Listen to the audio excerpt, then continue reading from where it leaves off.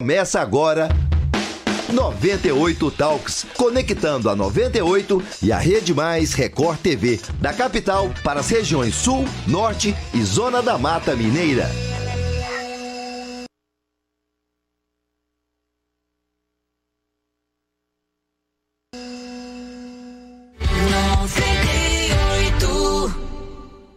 Atenção, Rede.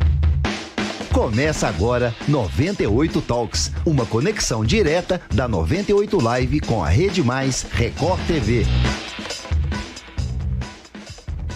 Estamos começando mais uma edição do 98 Talks. E eu estou aqui vendo um rebote aqui da minha voz, mas acho que agora deu tudo certo. Começando mais uma edição aqui do 98 Talks, pela 98 FM, pela 98 Live e também pela Rede Mais, Record TV, Varginha, Zona da Mata, Juiz de Fora e Norte de Minas, Montes Claros.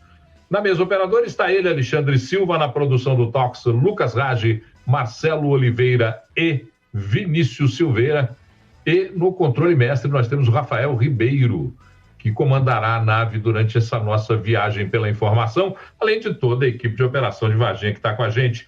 Alexandre Silva, que está na mesa operadora, recebe o seu WhatsApp no 31 99316 9898, e nós estamos no ar no oferecimento de Uniaselv, EAD com nota máxima no MEC e tutor exclusivo. Acesse uniaselv.com.br. Luiz Fernando Rocha, boa noite, prazer falar com você. Boa noite, Paulo, boa noite, Ragazzi, aos nossos ouvintes e telespectadores, pessoal que nos acompanha aí. Paulo, eu queria começar o programa hoje com uma correção, talvez uma retratação.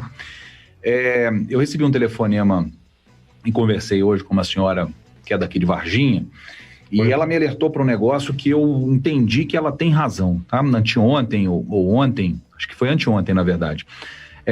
Quando nós falávamos aqui dos ministros do governo Bolsonaro, e eu reitero minha opinião sobre todos eles, tá?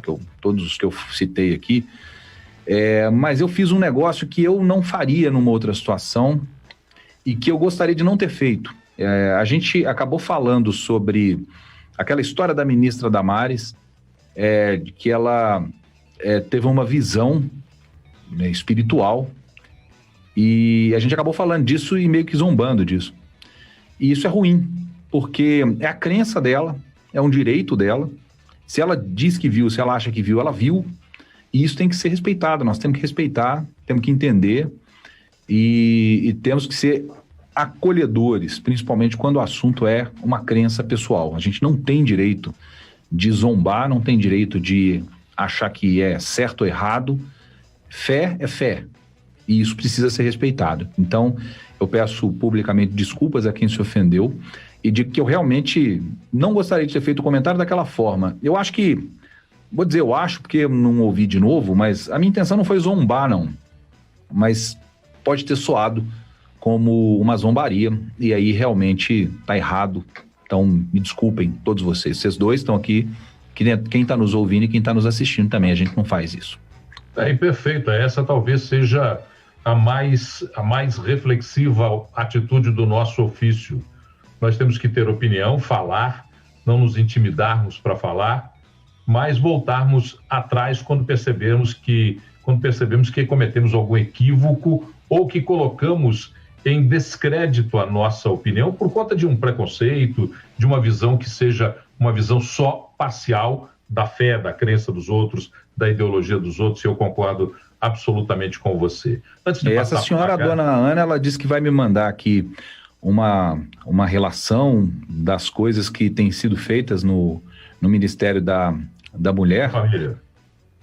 E eu falei que pode mandar, vou fazer questão e vou ler com o maior prazer. Hoje a minha opinião sobre ela, sobre a ministra Damares e o trabalho dela, e talvez nem tanto sobre o trabalho dela à frente do Ministério, mas sobre as declarações que ela costuma dar em público, que são sempre declarações complicadas de você lidar com elas, num tempo como nos tempos que a gente vive, em que as pessoas são muito vítimas de preconceito.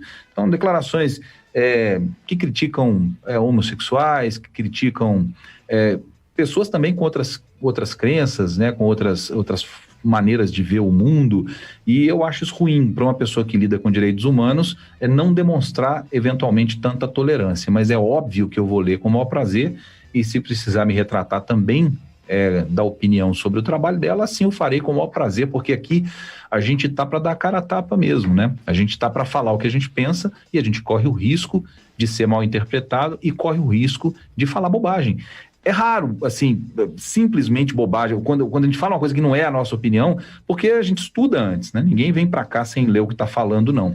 A gente lê antes, a gente se preocupa em trocar nos grupos nossos aqui documentos e impressões antes da gente vir aqui falar no microfone. Então não é uma coisa aleatória, como muita gente pode achar. Mas a gente corre o risco também, né? Eventualmente de falar uma besteira. É isso aí. Eu tô aqui, eu tô tentando aqui ver se eu melhoro a minha condição de microfone, porque eu não sei... Estou sendo alertado aqui pelo meu amigo Vinícius Silveira de que o meu tá baixo mesmo. Não anda bem. Está captando no microfone ambiente ainda.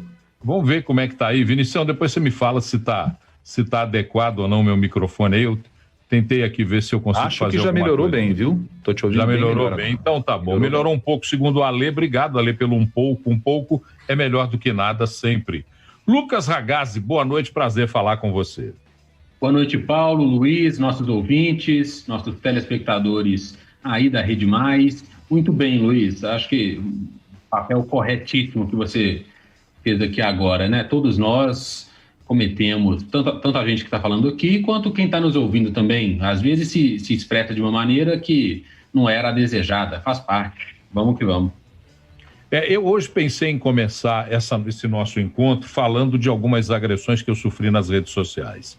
As minhas redes sociais, desde ontem, começam a ficar em mensagem direta, o que é um absurdo, eu estou bloqueando todas, um pouco agressivas no tom com que falam comigo. Particularmente, quando eu me refiro ao governo federal e ao prefeito de Belo Horizonte. E eu recebo sistematicamente, eu vinha recebendo algumas mensagens desagradáveis, mas de ontem para hoje, o número de mensagens aumentou muito mais. Então eu queria só deixar claro, para aqueles que passam as mensagens, para os que nos ouvem, nos assistem, eu tenho mais de 40 anos de profissão. Eu tenho 65 anos de idade. Para muitos eu já deveria ter me aposentado e para mim também.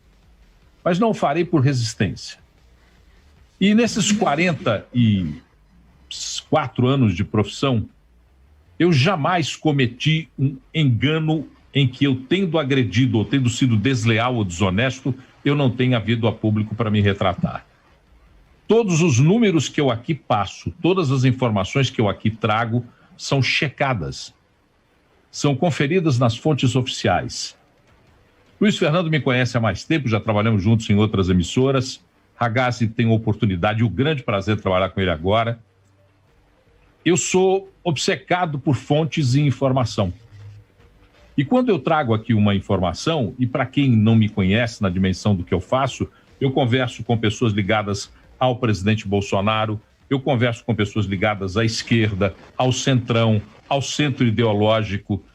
Eu tenho pessoas com quem eu converso em todas as nuances da ideologia política desse país. E sempre que vou trazer aqui um dado, eu me certifico antes de trazê-lo. Portanto, eu gostaria de deixar bem claro que se porventura você puder provar que um dado que eu trouxe aqui estiver errado, faça como essa senhora. Mande o dado correto e eu terei o prazer de me retratar aqui com o dado errado que eu trouxe. Mas, por favor, aquilo que se fala na rede social tem responsabilidade social. E está tudo printado.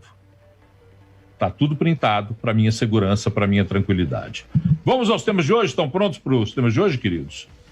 Vamos lá, só deixar claro aqui que a dona Ana, que foi quem me ligou, foi absolutamente nem um pouco agressiva, viu? Ela foi extremamente cordial, claro. e foi, em alguns, ela reclamou de você também, viu, Paulo? Depois eu te falo que reclamou de mim outras coisas, de nós, mas eu acho que é perfeitamente plausível e aceitável desde que seja dessa forma, com respeito como foi. Com respeito, meu amigo, você pode conversar o que você quiser comigo. Quando vai para a falta do respeito, aí muda qualquer figura.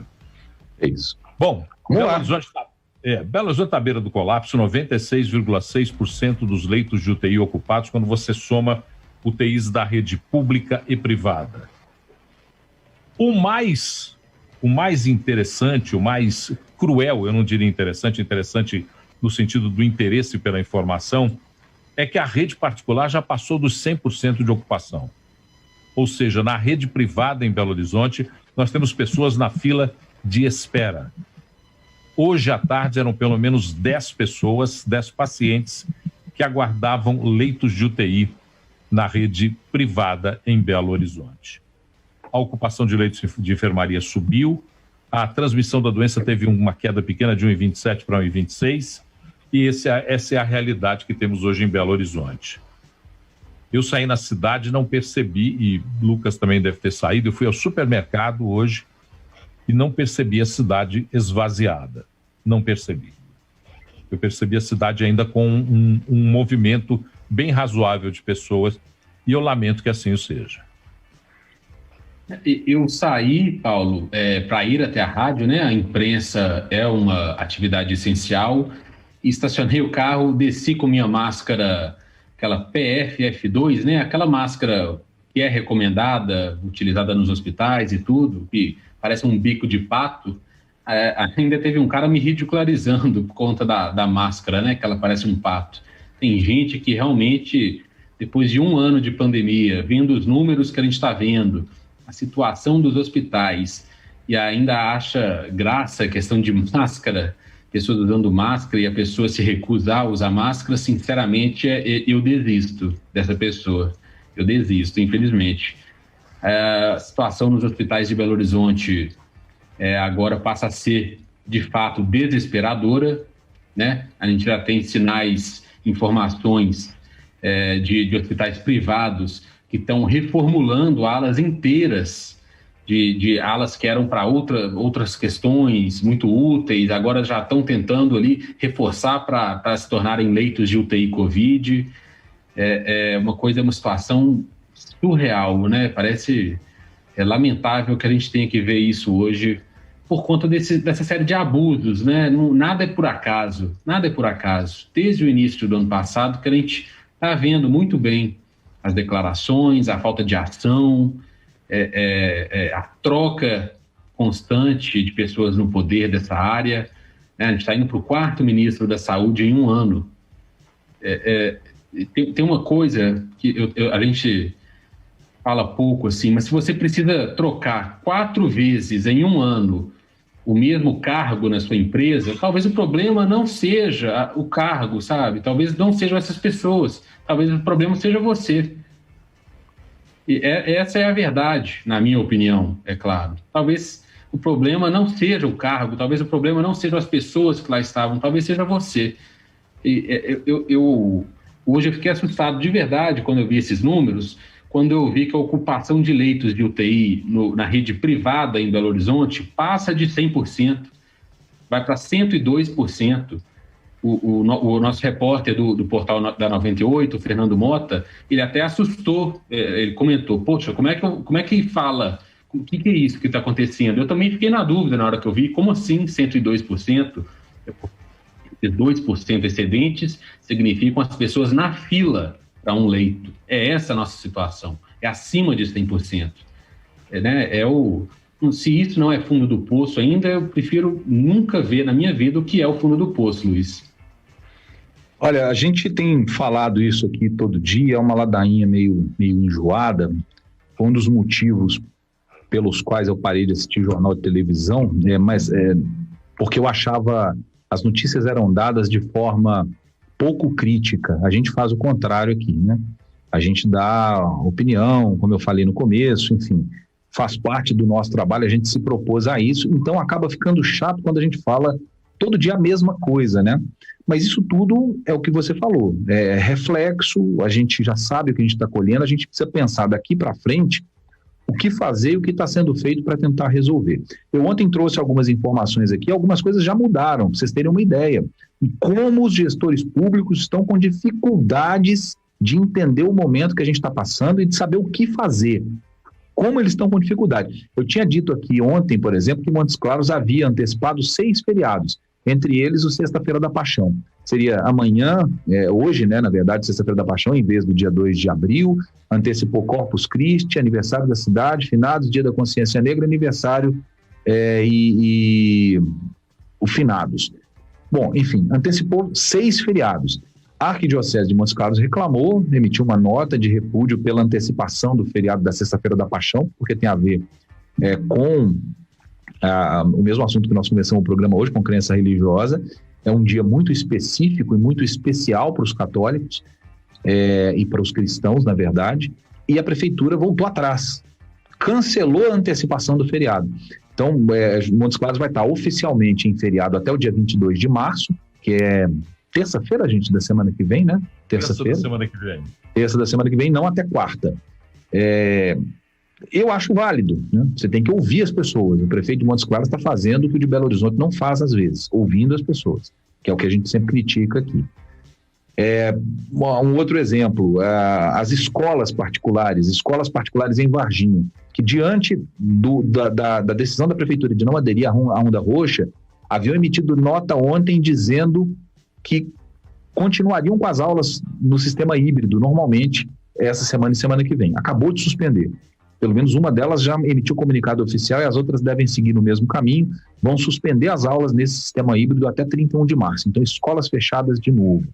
Se isso é certo ou se isso é errado, gente, pelo momento da pandemia, pelos números que o Lucas trouxe, provavelmente é o certo. Nós brigamos aqui 2 semanas para abrir as escolas, mas chegou num ponto de um nível tão grande de desespero que está sendo feito o que for possível. Nós estamos com mais de 100% de ocupação de leitos em Belo Horizonte, como o Lucas trouxe. Nós estamos com 100% de ocupação de leitos em Juiz de Fora. Nessa última semana, 30 pacientes de Juiz de Fora foram transferidos para outras cidades. Juiz de Fora tem quase 400 leitos de UTI e mais de 1.100 leitos de enfermaria. É uma cidade de 500 mil de habitantes, gente. É uma das maiores cidades do estado. E essa cidade já está mandando pacientes para outras cidades da região. A cidade de Unai, inaugurando hoje um hospital de campanha com 40 vagas, Montes Claros com 100% de ocupação, como a gente tem dito aqui. Então, é complicado. Os prefeitos ficam entre a cruz e a espada, né, como a gente diz. Tem que tomar uma atitude. Quem se sente prejudicado vai reclamar. Mas o que a gente precisa fazer agora é tentar preservar, para minimizar os efeitos de muita coisa errada que foi feita nos últimos meses. É difícil. E é difícil quando a gente tem que dar a informação de que em Santana do Manhuaçu, na zona da Mata Mineira, todas as doses que estavam estocadas da vacina da Covid-19 foram perdidas durante o último final de semana. Para a Secretaria de Saúde, a informação é de que alguém desligou o disjuntor do quadro de energia da unidade de saúde, onde as vacinas estavam armazenadas numa geladeira. Quando os funcionários chegaram para trabalhar, na segunda-feira, perceberam que o prédio estava sem luz e imunizantes em temperatura ambiente. Além da vacina contra a Covid, outros imunizantes também foram perdidos e agora a Polícia Civil está acompanhando o caso depois de ocorrência feita. Mas uma funcionária da Prefeitura, que não quis se identificar, informou que não tinha certeza do número de doses que estavam armazenadas na geladeira, mas que tudo aquilo que foi perdido, segundo ela, já foi reposto pela Secretaria Estadual de Saúde e que a vacinação na cidade foi retomada.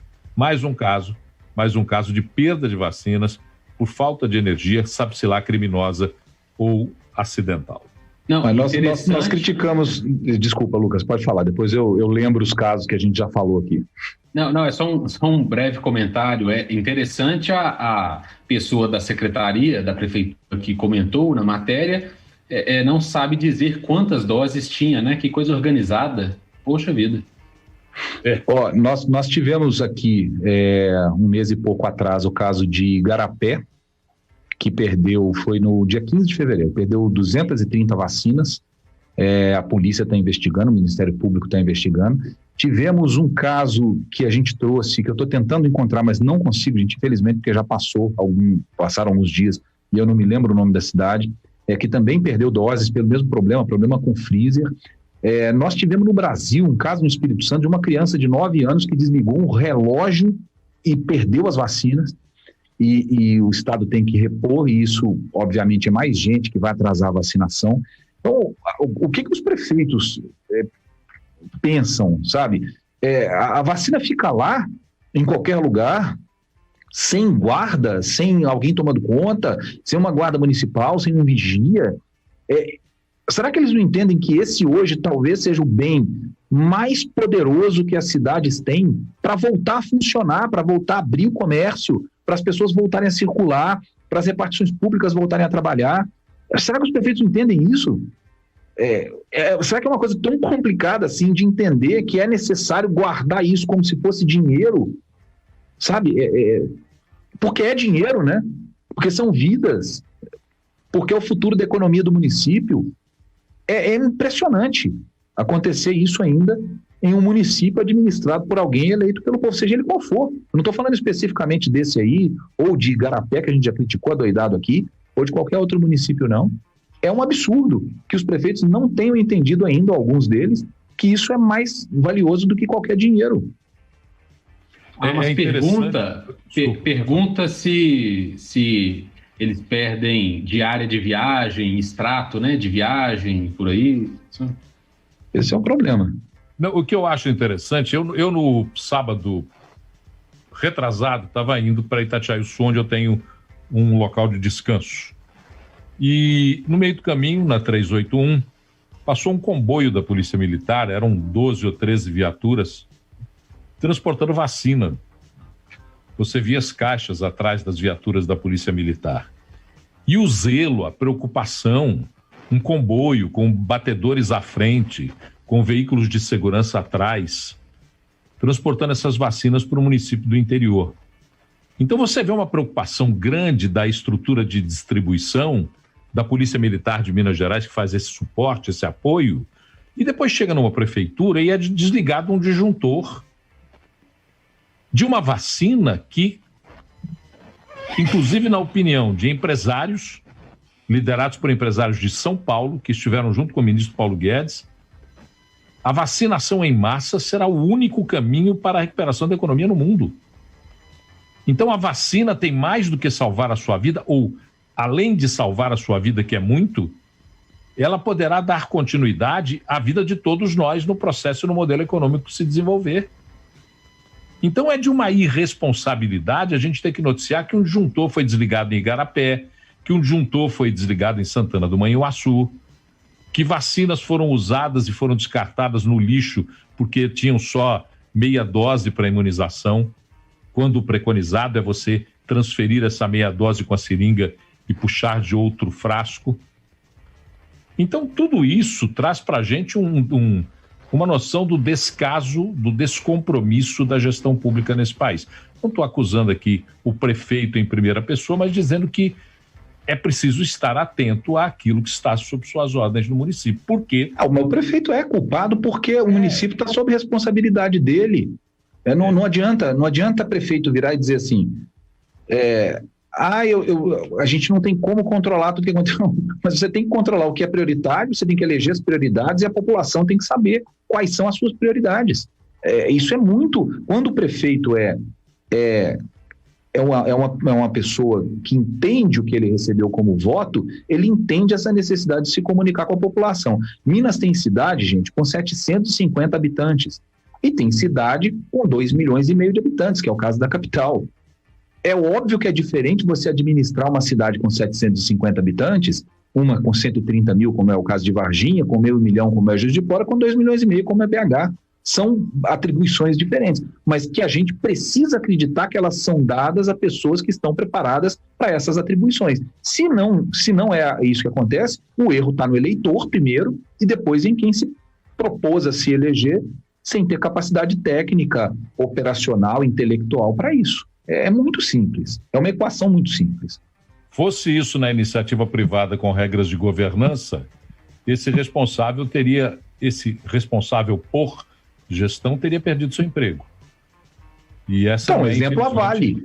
A companhia Vale. Com todos os erros que cometeu, o primeiro a cair foi o presidente. O presidente, exatamente. É óbvio. Ele foi lá regular a barragem, desregular, não, mas as ordens partem dele, as autorizações partem dele, ele tem que estar ciente de tudo. Se ele não está, ele já está errado. É a mesma história em relação a prefeito, a presidente. Quando o presidente da República, o ex-presidente, por exemplo, Lula, disse que não sabia do que acontecia na Petrobras, ele está errado, ele tinha que saber. Mas não tem como o filho, quando tira a nota vermelha, não mostra para o pai. Então, o pai tem que buscar saber. O pai tem que buscar saber. Se ele não sabia, ele demonstra a incompetência do gestor. Do gestor, que ele pôs. Exatamente. Não, e outra coisa, ele como gestor maior, se ele não sabia e ele tomou conhecimento posterior, ele devia ter chamado o gestor para conversar e não só negar o fato. E isso vale para qualquer presidente da República que tenha cometido um ato como esse, governador ou prefeito, que tenha cometido um ato como esse. Queria mandar um abraço para o meu amigo Eduardo Schechter, o Dudu do Grafite, que me passou aqui uma mensagem pedindo para eu não me aposentar. Ô, Dudu, eu estou pensando seriamente, estou pensando seriamente. Olha aqui, vai se aquecendo aí, porque a Uniaselv e a Smart Fit se uniram para trazer uma grande novidade: graduação EAD bacharelado em Educação Física. É o melhor EAD do Brasil, tem nota máxima no MEC, junto com a maior rede de academias da América Latina. E aí, você só tem vantagens: estágios, práticas nas academias da rede Smart Fit, tutor exclusivo por turma e acesso ilimitado nas academias. E é uma graduação que faz peso no seu currículo, mas não pesa no seu bolso não. Quer ver? Mensalidade de R$ 376. R$ 376 de mensalidade para bacharelado em Educação Física EAD na Uniaselv com a Smart Fit. Inscreva-se agora em smartfit.com.br/Uniaselv. Uniaselv com 2 S. Vai lá agora, se inscreve. Eu quero ver depois você aí formado em Educação Física. Uma importância que a gente tem cada vez mais, porque a mente já anda complicada e a gente tem dificuldades para lidar com ela. O corpo, então, que tenham pessoas que nos ajudem a nos proteger com ele.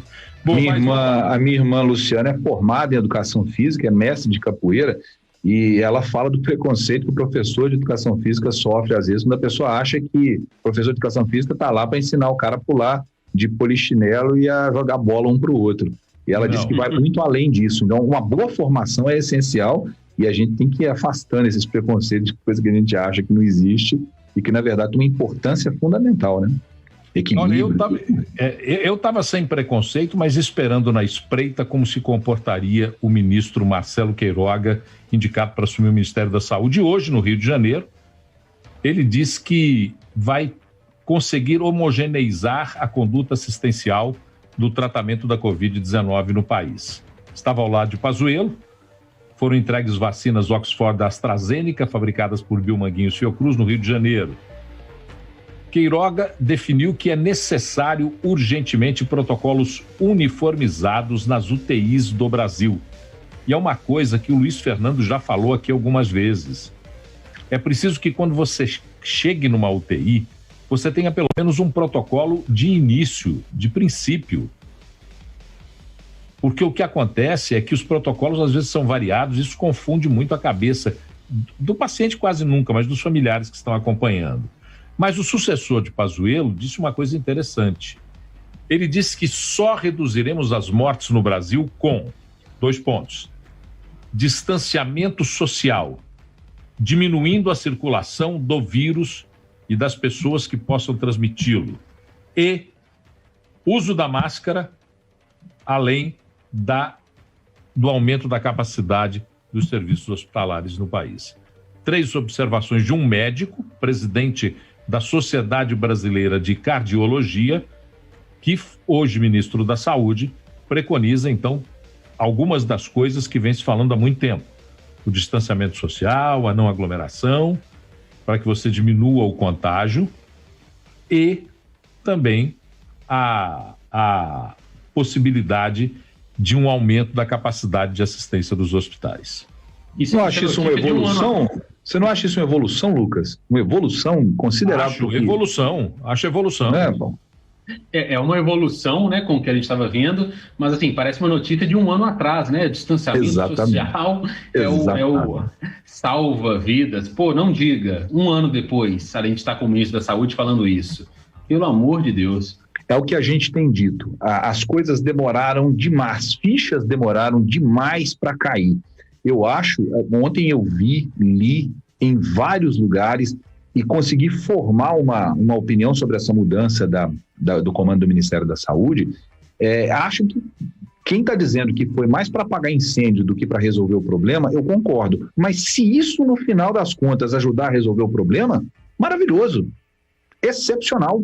Eu vou bater palma de pé para a decisão de trocar o ministro da Saúde por um ministro, teoricamente, com o mesmo alinhamento, mas que, pelo visto, não vai tratar de maneira ideológica, que é o problema que a gente entende que estava acontecendo, não vai tratar de maneira ideológica a pandemia. Se ele tratar de maneira técnica e conseguir convencer o presidente da República que a gente precisa tratar somente as questões de maneira técnica, excepcional, tomara que isso aconteça, eu vou torcer para acontecer e vejo realmente que foi uma evolução. Acho bem legal a declaração dele de um ano atrás, de que a gente tem que fazer as coisas que estão falando que a gente tem que fazer desde que começou a pandemia. Eu repito o que eu disse aqui anteontem numa discussão com o Rodrigo Carneiro. Eu torço e muito para que a gestão de Marcelo Queiroga seja mais eficiente possível no Ministério da Saúde, porque nós estamos falando da vida de brasileiros. Eu perdi nos últimos 15 dias 2 pessoas muito próximas. Uma delas, que eu tenho maior proximidade, a família sequer pôde velar o corpo. Teve 10 minutos ao lado de um saco plástico, um saco preto plástico, para poder observar o corpo que seria sepultado. Então, olha que coisa cruel que está acontecendo nesse país. Então, eu torço fervorosamente para o doutor Marcelo Queiroga dar certo. Eu quero viver num país onde se tem a responsabilidade com a saída correta para uma crise, uma pandemia que se instalou no mundo. Eu não quero viver num país onde as pessoas fiquem com dúvida do comportamento das nossas autoridades e principalmente no exterior. Eu conversei com 2 amigos, um na Espanha e um na Itália. Há dúvida, sim, com relação ao comportamento do governo brasileiro. Claro que há. No mundo inteiro. Várias dúvidas. No mundo inteiro. As dúvidas estão aí no mundo inteiro. Não é coisa da... às vezes as pessoas falam que é coisa da imprensa. Não é coisa da imprensa. A imprensa não faz as declarações, não dá as declarações e não toma as medidas que são tomadas lá. Essas medidas estão sendo tomadas lá. Os atrasos, os problemas, as dificuldades, elas não são de quem mostra, elas são de quem faz. E a gente tem que mostrar. Acho que a gente tem que dar o direito ao contraditório sempre. A gente faz isso, tenta fazer isso da melhor forma possível, mas os sinais são os piores possíveis até agora. Agora isso parece que começou a mudar. E a gente tem que ressaltar que parece que começou a mudar. E se começou, não interessa se por uma célula desse tamanhozinho ou se pelo núcleo do governo federal, a gente tem que destacar também que começou a mudar. E é o que a gente está fazendo. Agora, a imagem do Brasil lá fora, ela está irremediavelmente massacrada. Não tem jeito. Isso vai demorar muito para mudar e para a gente voltar a ter pessoas querendo vir para o Brasil fazer turismo, pessoas querendo receber os brasileiros e o dinheiro dos brasileiros nos seus países, que sustentou muito turismo por aí. Nós sustentamos muito turismo por aí. Punta Cana, brasileiro sustenta há muito tempo. Miami, brasileiro sustenta há muito tempo. E vai demorar para esse povo querer receber a gente de novo. Eu estou só aguardando. Eu falei aqui outro dia, tem 2 anos que eu não vejo minha filha. O que eu mais queria hoje era poder sair do Brasil para vê-la. Ô Luiz, e Paulo, olha esse dado. Eu li esse dado hoje e fiquei abismado. Ontem, na terça-feira, morreram 6.800 pessoas no mundo inteiro por Covid. Dessas, 2.400 e algum pouco eram brasileiras. 2.700 e alguma coisa. 2.700 e alguma coisa. Essa conta não pode ser assim. O Brasil, não pode ser metade, né, Lucas? Quase metade. Não pode. A nossa população é gigante, mas não corresponde a essa porcentagem. A conta não fecha. Tem algo de errado. Na nota que a OMS emitiu dizendo que o Brasil é o novo epicentro da pandemia, mesmo ainda não tendo o maior número de casos, ela fala exatamente dessa proporção. O problema não é número absoluto. O número absoluto, é óbvio que o Brasil vai ter mais morte que a Bélgica, em números absolutos. Mas a gente tem que entender o que isso representa do universo total, o número por 100 mil habitantes, e o que isso representa nesse momento da pandemia. Se o Brasil não reduzir as mortes, como, por exemplo, os Estados Unidos estão conseguindo reduzir agora, nós vamos ter as portas fechadas no mundo inteiro, gente. O Uruguai está fechando as portas para brasileiro. Entendeu? Quem vai ao Uruguai é brasileiro. Essa é a grande questão. Amigos, eu ontem tive aqui um debate a respeito dos números de vacinas. E usando aquilo que o Rodrigo tinha trazido para o debate, eu fiz um cálculo e já fazia um cálculo da improbabilidade daquilo que prometeu o ministro Pazuello. Mas hoje eu fui ao site do Ministério da Saúde e vi as projeções de compras. Então, vamos respeitar tudo aquilo que lá está escrito, considerando que o que está escrito é verdade. O Brasil tem assinado 2 convênios, 2 contratos para fornecimento de vacinas. Com a Fiocruz, Biomanguinhos e com o laboratório Bharat da Índia, com a mesma vacina, AstraZeneca Oxford, e com a Coronavac, com o Instituto Butantan em São Paulo, com o Sinovac chinês. Nós teríamos que estar vacinando o nosso grupo prioritário, que é da ordem de 62 milhões de brasileiros. Portanto, nós precisaríamos ter, para vacinar o nosso grupo prioritário, nós precisaríamos ter o dobro de vacinas, ou seja, 124 milhões de vacinas. Nós chegaremos a esse número aproximado, um pouco mais, 143 milhões, em julho. Portanto, nós só teremos vacinado o grupo prioritário no Brasil, números que estão no site do Ministério da Saúde. Por favor, você que radicaliza quando ouve uma opinião que não lhe é agradável, vá ao Ministério da Saúde, são números que estão disponíveis, abertos. Os contratos firmados vacinarão o grupo prioritário apenas no meio do ano, no mês de julho. Meio do ano deste ano ou do ano que vem, Paulo? Deste ano, 2021. A previsão era que em abril, segundo disse o ministro Pazuello, o ex-ministro, general de intendência ou qualquer coisa que o valha, seria em abril termos vacinado todo o grupo prioritário. Pelas contas do próprio ministério, isso só acontecerá em junho.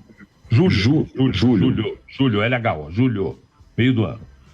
Com uma característica que ainda pode contribuir para diminuir em 20, 30 dias esse prazo, 20 dias, que é a possibilidade do consórcio Covaxin Facility, através da Organização Mundial de Saúde, nos enviar 1 milhão e pouco de vacinas. Está lá no site o número e pronto.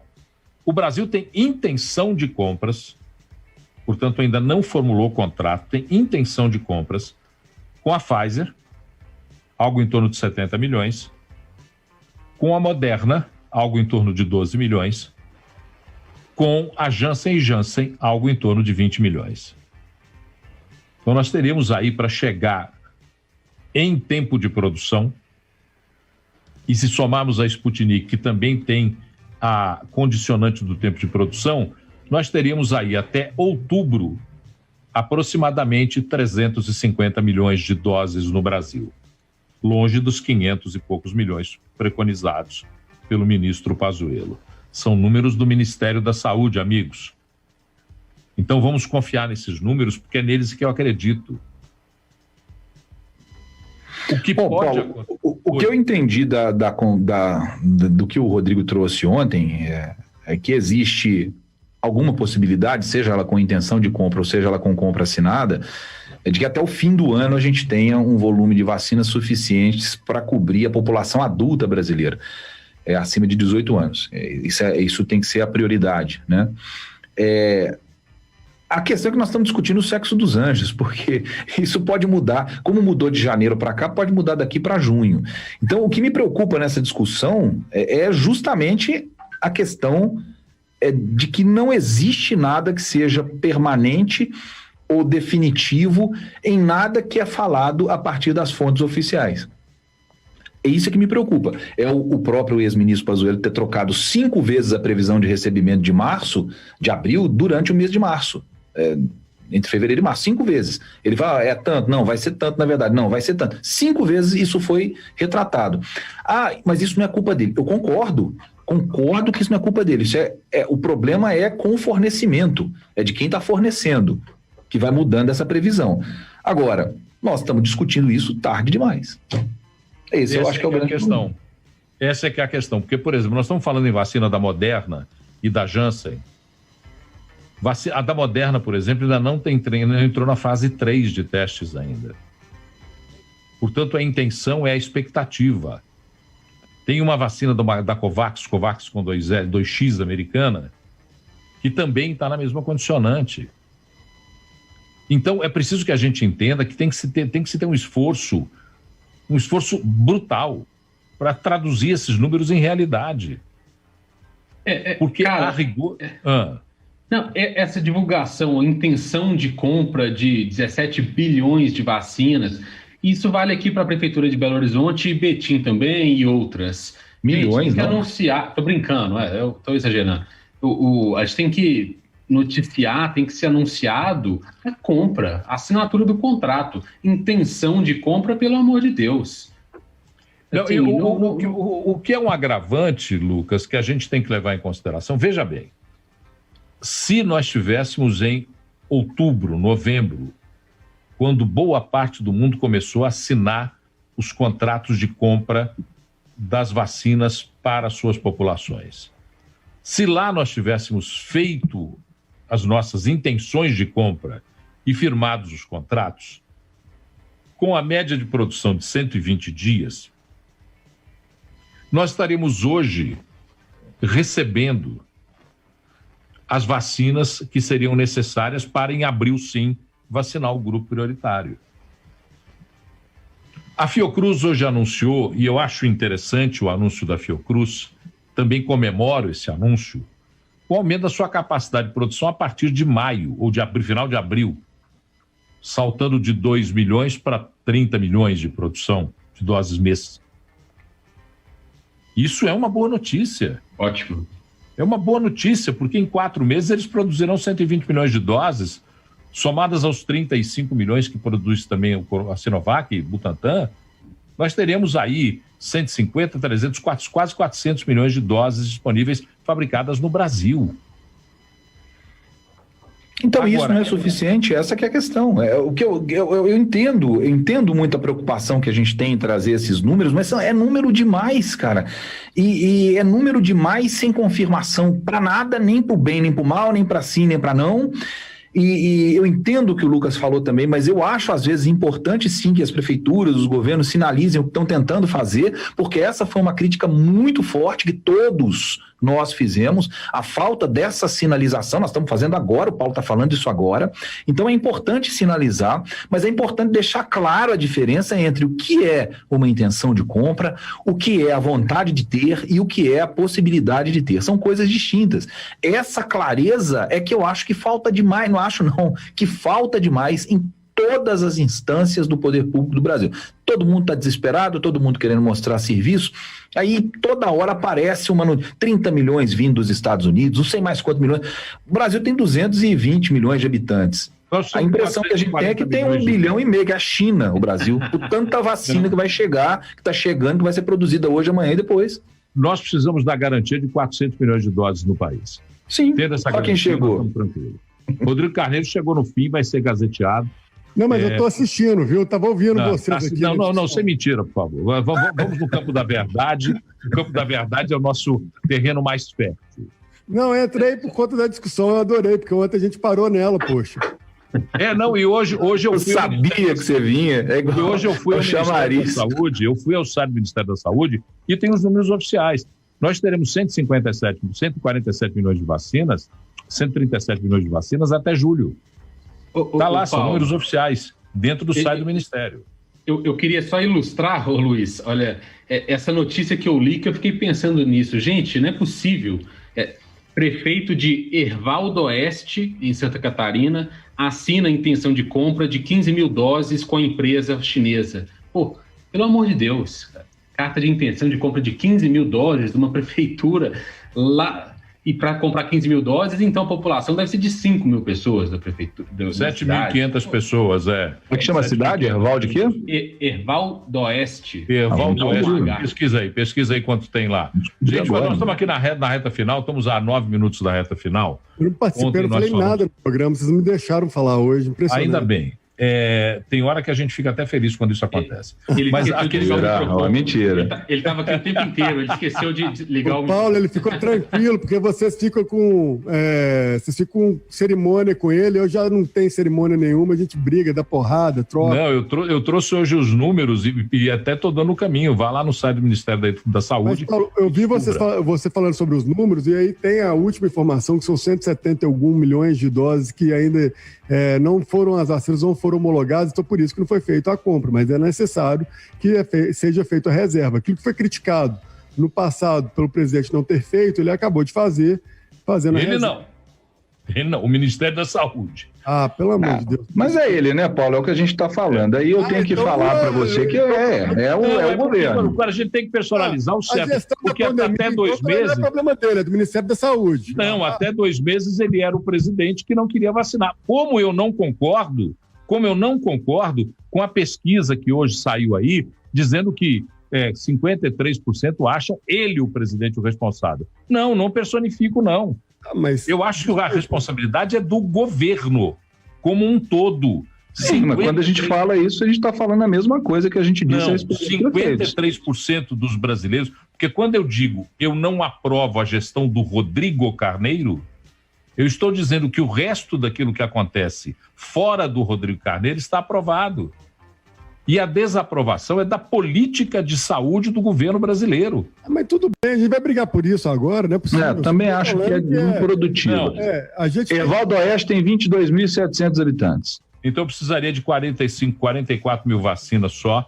Se for vacina de 2 doses, né? Eu acho que o Lucas trouxe essa informação ontem, que existe também muitas pessoas se passando por representantes de laboratórios para poder fazer a picaretagem, aplicar o golpe aí. Então a turma tem que ficar esperta, porque por mais que seja um número que pareça grande, né, 22 mil vacinas ou 15 mil, né, que a cidade comprou, não representa absolutamente nada de interesse para um laboratório que está vendendo milhões e milhões e milhões de doses para países. Então, até essa conta começar a ficar mais equilibrada, dos países conseguirem se abastecer aí minimamente com seus estoques de vacina, né? Acho que vai ser complicado uma compra tão pequena dessa de um laboratório chinês. Não acredito nisso. Cara, e o que esses contrabandistas, golpistas fizeram no ano passado, quando a luta era a busca por respiradores, por equipamentos médicos, e conseguiram fazer centenas de fraudes em Minas, você imagina agora, em Minas, você imagina agora esses falsos representantes de empresas, de laboratórios, de farmacêuticas. Mas, vai ser uma festa de novo. Eu vou te falar o seguinte, eu entrei aqui hoje mais para falar que eu continuo otimista, tá, gente? Não consegui, o Paulo ontem não me deixou pessimista, não. Eu ainda continuo uma pessoa fofa e otimista. Para você que acredita em Papai Noel, Saci Pererê e Mula Sem Cabeça, Rodrigo Carneiro, nós vamos passar para o próximo tema. Lembrando que tem um outro golpe acontecendo. Hoje, uma das pessoas da nossa redação quase foi vítima dele, quase não, porque percebeu que era um golpe. As pessoas estão ligando como se fossem do Ministério da Saúde, com um formulário de pesquisa. Ao final, pedem para confirmar o número do WhatsApp, passam um código no WhatsApp e pedem para que a pessoa repita esse código na conversa por telefone. É um golpe que está sendo passado aí e que está sendo passado por muita gente. Esse código, ele é um código que quebra alguns dos protocolos de proteção do seu telefone. Então, só para você tomar cuidado aí com o seu smartphone. Nunca passe em código pro telefone, nunca, em nenhuma situação. Se a ligação começar assim, alô, aqui é o Pazuello, desligue na hora. Vários motivos. 5 minutos para a gente acabar a nossa conversa, como nós terminamos ontem falando de Belo Horizonte, vamos voltar hoje falando de Belo Horizonte. Ontem a derrota do prefeito virou um grande problema, 2 alas se dividiram, tem gente dizendo que absurdo, os vereadores de Belo Horizonte não aprovaram obras para a região norte de Belo Horizonte. Eu aconselho essas pessoas a darem uma lida no projeto. O projeto não privilegia as obras do vetor norte da cidade, e sim, especificamente, uma ocupação, a Isidora, para quem conhece Belo Horizonte, e tem aí um vício de objeto nesse projeto, porque o dinheiro público não pode ser usado para executar intervenções em propriedades privadas. E até então, a regularização fundiária da Isidora não saiu, portanto, ainda é uma propriedade da família Werneck, uma família de Belo Horizonte. Mas o Lucas Ragazzi apurou com mais detalhes, inclusive 98news.com.br tem matéria assinada pelo Lucas. Diga lá, Lucas. Pois é, Paulo. As argumentações variam muito, né, dentro da Câmara, e ontem o que se divulgou imprensa fora era um choque por conta de vereadores terem barrado projetos que fariam obras que evitariam mortes, evitariam novas enchentes. É bom a gente pontuar algumas questões antes da gente entrar de forma mais aprofundada. O projeto que foi votado ontem era a solicitação de um empréstimo de mais de 900 milhões de reais para a execução dessas obras. Então, assim, os vereadores não foram exatamente contra a realização dessas obras. E o que a gente pesquisou, hoje eu entrei em contato com vários gabinetes, vários vereadores, alguns especialistas também na área, o que eles apontaram para justificar o voto contrário. A primeira questão seria uma falta de transparência da Prefeitura de Belo Horizonte ao não responder ofícios e questionamentos mais diretos quanto ao início das obras, o gasto exato dessas obras, quando que elas seriam concluídas, e entre outras questões. Eu vou dar uma agilizada aqui também, até pelo nosso tempo escasso. Outra questão é a responsabilidade fiscal do município. A vereadora Fernanda Altoé, do Novo, bateu muito nessa tecla, porque, segundo até a argumentação dela em plenário, Belo Horizonte esteja com as contas ali no limiar antes do vermelho, uma sucessão de empréstimos faria com que isso se desregulasse. Ela deu até o exemplo do governo de Minas, como que vários empréstimos internacionais em sequência fizeram as contas do governo de Minas irem para o vermelho. Outra questão são justamente esses empréstimos. A Prefeitura de Belo Horizonte fez 3 empréstimos nos últimos anos. Uma em 2017, outra em 2019 e 2 em 2019. Uma com a Caixa e 2 com bancos internacionais também de valores muito altos. Essa última em 2019, no valor de 85 milhões de dólares. O que os vereadores estavam questionando bastante era onde que esse dinheiro foi gasto. A Prefeitura afirma que esse dinheiro já está empenhado em obras lá na Vilarinho, em obras lá na região da ocupação do Isidora, e que esse novo empréstimo, que foi rejeitado ontem, seria um complemento a essa questão.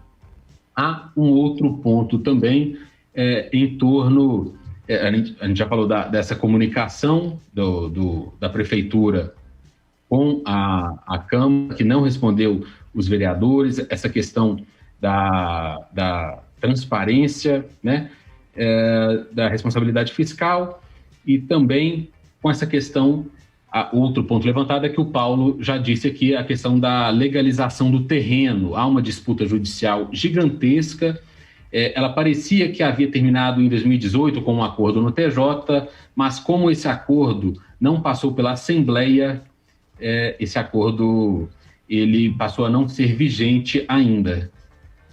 Encerrando o nosso 98 Talks de hoje, agradecendo Rodrigo Carneiro, Lucas Ragazzi e Luiz Fernando Rocha, agradecendo a você que nos ouviu, nos assistiu, nos acompanhou. Para quem está na 98 e na 98 Live, você fica com a Arena. Para quem está na Rede TV, na Rede Mais, Record TV, Rede Mais, Record TV, vai ficar com o Jornal da Record. Vai ficar agora com o Jornal da Record. Luiz Fernando quase me matou. Grande abraço, até amanhã com mais uma edição do 98 Talks. Tchau, gente. Termina aqui 98 Talks, conectando a 98 e a Rede Mais Record TV, da capital para as regiões Sul, Norte e Zona da Mata Mineira.